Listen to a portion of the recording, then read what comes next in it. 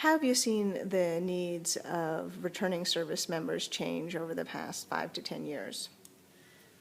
The needs of our returning service members over the past 5 and 10 years have changed. We know more today about post-traumatic stress syndrome and traumatic brain injury than we did 10 years ago.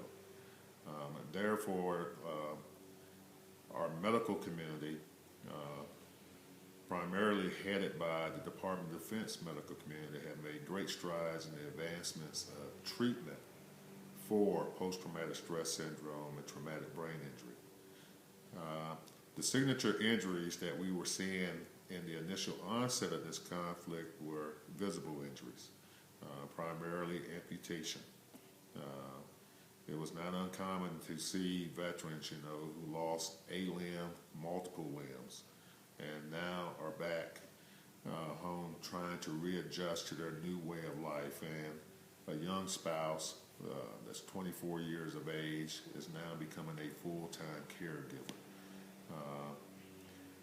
Due to the advancements and better equipment that we're providing for our service members, we're saving more lives, we're saving limbs.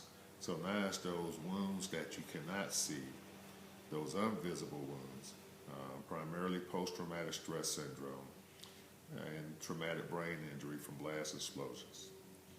But more importantly, what we're starting to recognize now is that post-traumatic stress does not only reside in the service member themselves, but it transcends through the family unit. We're starting to identify and diagnose children as young as 2 years of age with post-traumatic stress syndrome. So we as a community have to figure out creative ways of how do we, one, identify these military families in our communities, and what services do we have available in our community to provide that care that is needed, not only for the service member, but for the family members.